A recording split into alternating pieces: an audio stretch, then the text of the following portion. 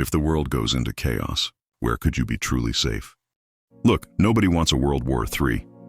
But with everything going on around the world, countries not getting along, wars already happening, and things just feeling tense, it makes you wonder, if things really went bad, where would be safe? This video isn't about fear.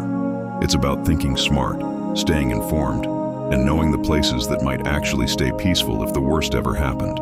Alright, so what actually makes a country safe if World War III ever kicks off? It's not just about who has the biggest army or the strongest weapons. It's kind of the opposite, actually. First, you want a place that's not picking sides. Countries that stay neutral, not involved in big alliances or wars, are usually left alone. Second, geography matters. Islands far away from the main conflict zones or countries hidden in the mountains are harder to reach, so they're less likely to get dragged into war. Third, political stability. If the government is peaceful and not always in drama with others, that's a good sign. And last, places that can take care of themselves, like grow their own food, make their own energy. They're in a better spot if global systems break down. So based on those things, let's look at the countries that check most of those boxes. The places that might actually stay calm if the world goes crazy.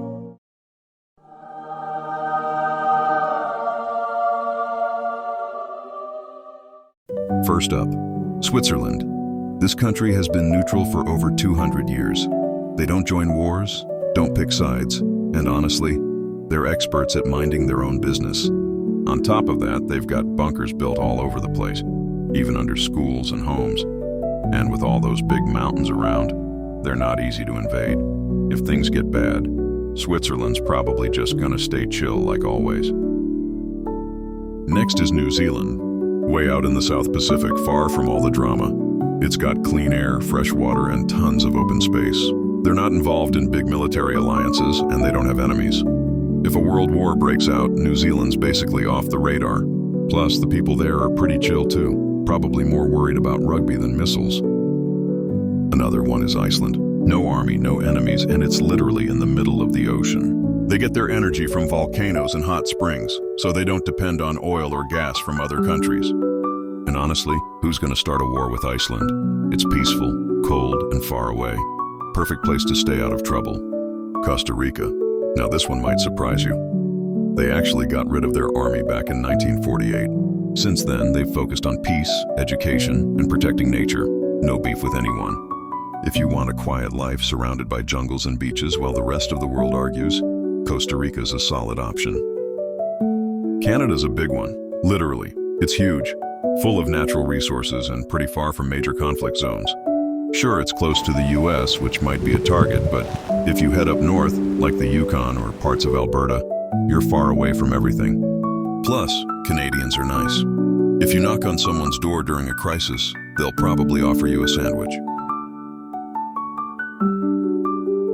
Then there's places like Fiji and other small Pacific islands, super far from everything. No military drama, not part of global conflicts, and surrounded by ocean. Only downside? You'd need to bring your own Wi-Fi and maybe grow your own food if stuff shuts down. But hey, you'd be alive and in paradise.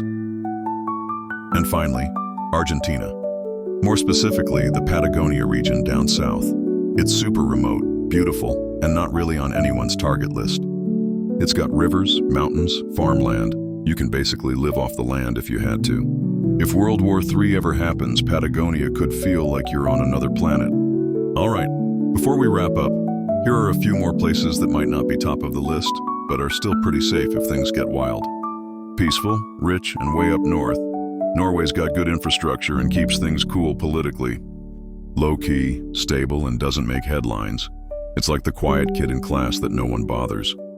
Right between Russia and China, but somehow keeps out of the drama. Plus, the landscape is so remote. Good place to disappear if needed.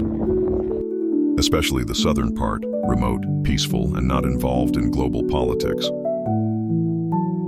Now let's flip it for a second. Where would you not want to be if WW3 breaks out? All right, that's it. Hopefully we never see a World War III. But if we do, now you know a few places that might stay peaceful. Let me know in the comments where you'd go.